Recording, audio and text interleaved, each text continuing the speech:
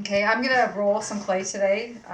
I like doing a balance between on the wheel and rolled clay. One reason is because there's a lot to reclaim. If I put something on the wheel that I'm not happy with, or it falls apart for whatever happens, I pop it in here or my scraps and roll it all up, and I'm gonna knead these together to get all the air out. But it works out better to use it for rolled purposes instead of putting it back on the wheel. I just cut about 2.5 pounds of clay, 2.5 pounds on my super rough measuring device. Yeah, that's about 2.5 pounds. I'll put this away. When I roll this, I'm gonna have to knead it for a while, make sure all the air bubbles are out.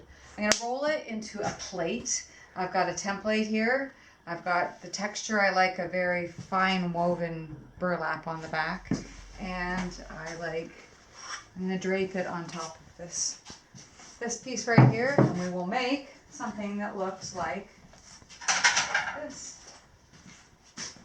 But I'll put probably a different texture on it. There we go. That's how it's gonna look. I'm gonna need this for a while because there's air bubbles. I can hear them pop. I'd say 25, 50 times kneading it. You don't want to fold it back, really push it down. The professionals have a pug mill. A pug mill is when you put it through a nice lovely machine and it squishes all the air out and it comes out quality enough to put it back on the wheel. But if I have air bubbles, it's really hard to go out on the wheel and put it on the wheel and pop the bubbles out. So I'll do it this way, and then when I'm rolling it, I can usually get if there's any little bubbles left or smoothing to be done, I can smoothen it with It's just pretty moist because I spray it. So we'll see. If it's too moist, I just have to let it sit once I've rolled it. This is my rolling pin, and this is my mega rolling pin. This is awesome because you roll nice, even weight. It's absolutely lovely. It really helps. And roll it out. How thick? 1/8 of an inch. I do have guide bars, but I usually end up estimating. I've got guide bars. I've got buckets of them over there because when I teach people, then they like to make rolled items and push them in plates or drape them into plates and whatnot, and they like the guide bars to show them how thick.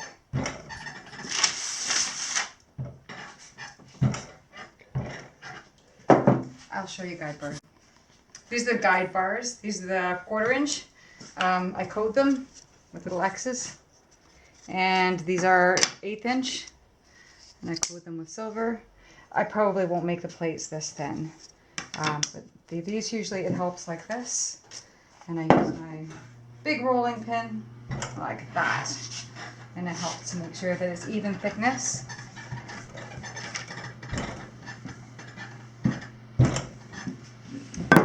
And this, I think you call this T-Vec. Yeah, it's part of insulation on the outside. There's all kinds of things you can use. It works well for me, especially when I've got lots of people coming in. Awesome. I do have plastic mats, but it's amazing because you can just peel things off. You don't have to worry about it sticking to the surface. Whereas if I was rolling on the table here, it would be a disaster to try and peel it off. You'd ruin your piece. Yeah. So it's Tyvek, which is a house wrap. A house wrap Tyvek. Yeah. So this is left over from actually building the pottery studio. Ah, yes. We're recycling. So I roll this out until I like to make a template first after experience. It actually works out much better to cut it to the template size, then drape it over, and I'll show you how, over my piece, as opposed to draping it over and then trimming afterwards. It's much tidier and more professional looking to do it that way. I'll just keep going till I get the edges down all the way. I record on here. You'd be surprised. I have a few foam pieces, but you do forget what they're for. So I put dinner plates, and I put the size and the approximate amount of clay that I weigh out, because I actually don't remember, even though I think I will.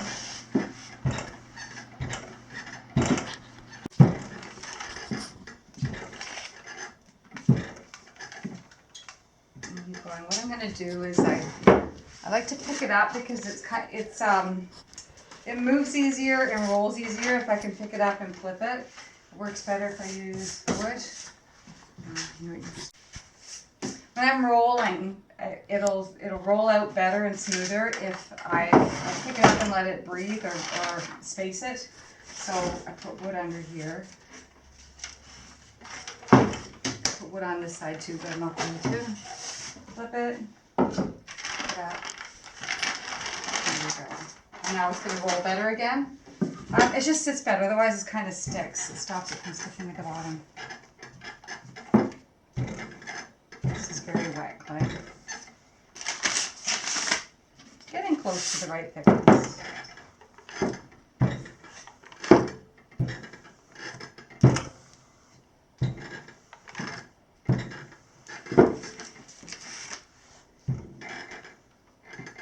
There's another step here. Not ready yet.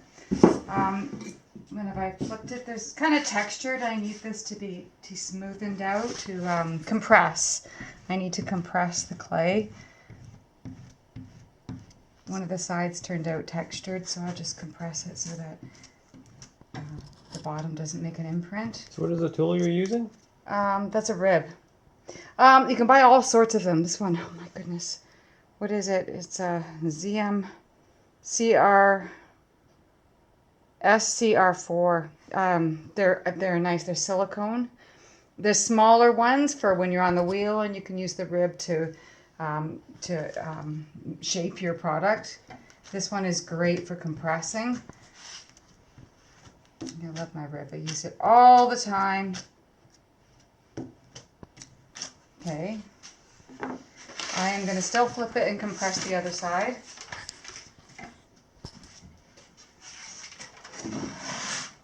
It just really pays off for the quality of product in the end. They turn out much, much nicer if you spend the time preparing the piece.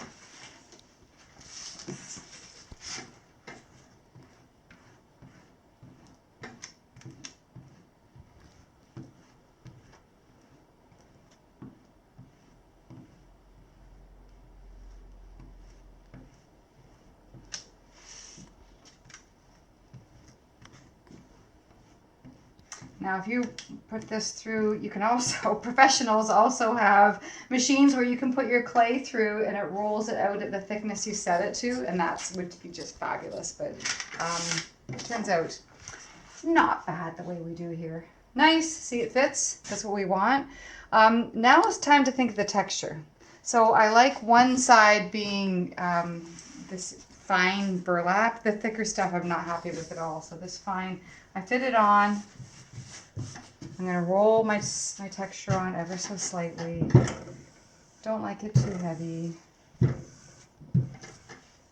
I'm going to flip my piece before I measure.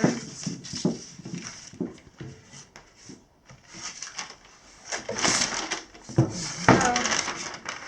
that off again.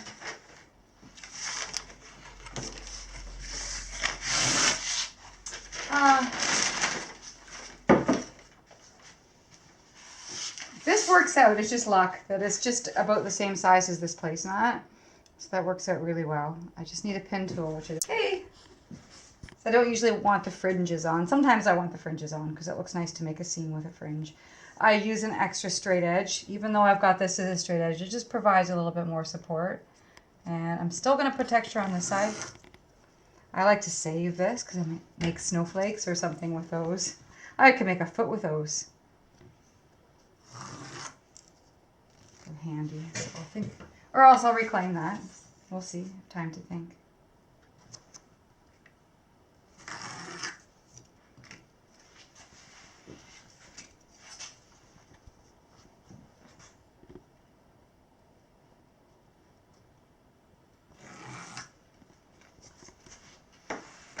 Okay, that's about the right size. I'll measure again one more time because I'm gonna press a texture into that. Oh, there's some burlap here. Don't film this. Some plastic. Ugh.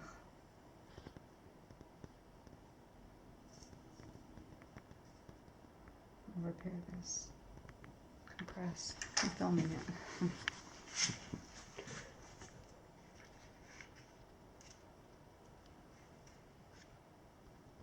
shape it. See how it goes. I am going to, because it's sticky, see how this goes. I'm going to roll in this fantastic rolling pin.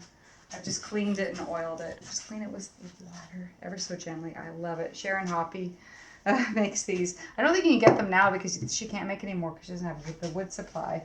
But I just love her rolling pins. Like, oh my goodness. So what is that powder? This is cornstarch. It's only because this is so sticky. It would stick inside of the crevices in my impression, and it wouldn't come through as well. So this will help me get a better impression. It just soaks up some of the water, and it doesn't affect the clay when you fire. It just burns off in the kiln. Anyway, we'll try this. I'm doing this now. See how it's going. I don't know if this is going to be one of my best pieces. It's okay. I start here. I'm going to go straight up. Lots of pressure the whole way. Just love this imprint. It's just gorgeous. It's sticking. Ugh. I have to make a different piece because the first half isn't working. That's too sticky. Oh, Mark. Not turning out.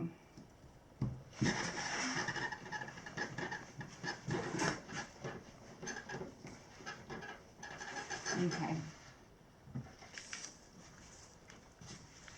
Yeah, not. What I would do now, if I'm going to use this, I'd retrace it. I might get a good piece in here.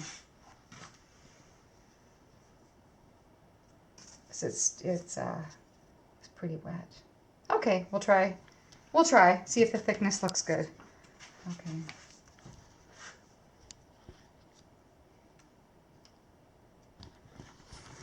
Trim here. This is your chance to get some nice edges in there. I still smoothen them with my finger. Good. Get this off. See how the thickness looks when I'm doing this. It's not bad. Better edge here. It's okay. That'll be good. Okay. Let's see. Isn't that pretty?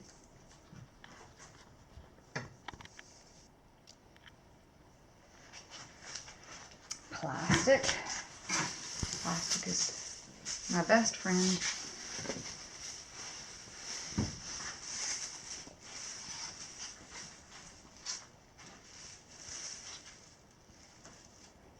Very gentle. This will be on the inside, facing down. Actually, what I'm going to do before I even do that, is best time to do this, just with your finger, smoothen the edge.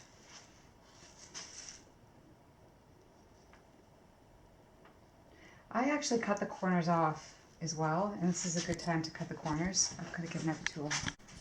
I don't like the corners pointy. When they come off, I don't want them. I round them so that, I don't know, they're just so much nicer when they're rounded. See how that turns out? So it works out better if I do it now with my lovely tool here. Just a little bit. I know where I'm starting and ending. This is wet clay. I smoothen it off after. I know where I'm starting and ending. It's a nice corner. I just don't like pointy corners.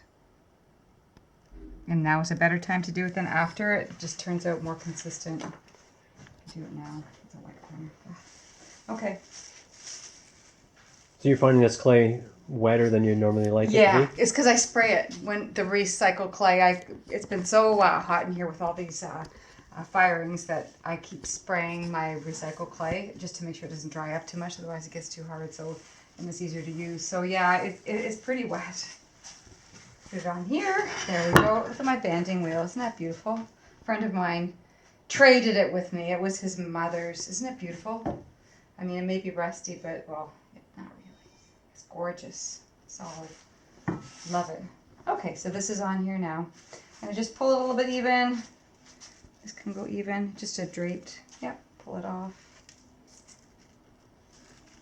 banding wheels, awesome. I feel the edges to make sure they're all even. Okay, watch this. There's a couple things that's going to happen here. One is, I like doing it with the sponge, but just make sure it's even first. Spend a little bit of time with my template, just doing ever so slight little shifts. They all look even.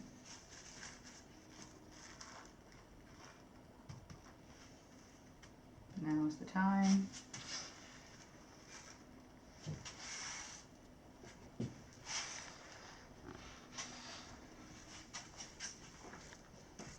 And I use this. It just makes sense to me to roll it evenly from the middle first. I just spin and roll. So is that a sponge? Yeah, it's a sponge. It was one of a painting tool, I think, for painting trim.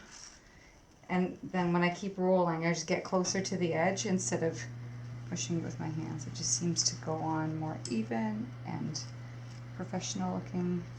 And ends up in the corners properly. See how that I like this? It's not a pointy corner, it's rounded. It's much, much nicer. You just, when you put it to the side, you have to just watch that the lines are straight. You know, you push them so that the lines are straight. Just a little bit of getting it to look exactly like you like it.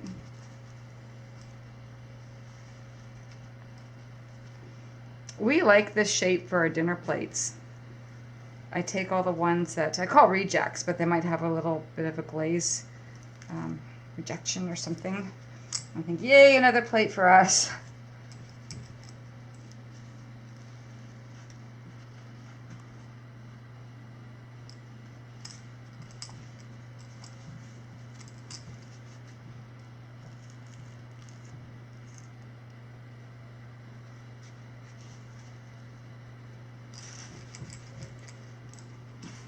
Hey, a little fiddling, just takes a while to set it right. I'm going to show you how I write my name and a few more things. I'll continue to smoothen and make it the shape I want, but it's also the perfect time to be putting your finger in the water and just smoothing the edges. It's better than sanding, although I still sand, but it's just healthier to not sand and get these the way you want them before.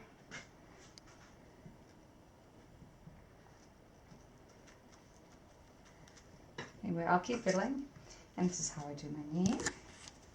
I put in this little triskelion knot, because I like it, because my daughters tell me that's 3 daughters and a mummy in the middle. And I write Andrea, because I call myself Pottery by Andrea. D-R-E-A. Yes, and it's important to have something at the bottom. There we go.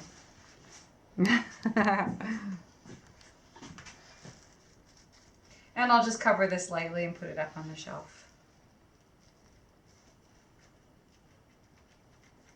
Takes up most of the kiln shelf to fire. I have to choose something like this, which isn't sanded, to put beside it.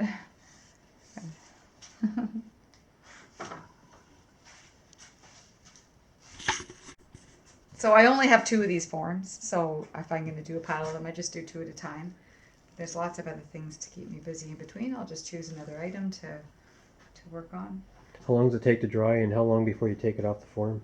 Well, I should take it off the form tomorrow. If I leave, this one's not too bad, but if you leave them too long, when the clay shrinks, it cracks, and it's really upsetting to come the next day.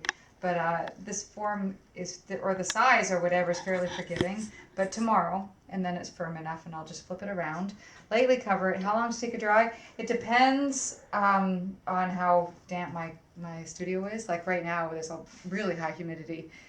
We keep plants in here, so it might take more than 5 days to dry. But I mean, in a dry place, it could just take 2. But yeah, it's got to be dry before you put it in the kiln, and then. So this is the color of the clay when it's wet. It's really a dark gray. Yeah. And this one right here is the same thing, but it's been drying for how many days now? Oh, this has been a week for sure. A week. So it's a lot, looks like a lot lighter color. Yeah, you can see I've got. But it's still green where it hasn't been fired. Yeah. That's a slightly different shape. This is my sushi plate. It's not as deep. I like the corners. It makes me think of sushi plates and Japanese food.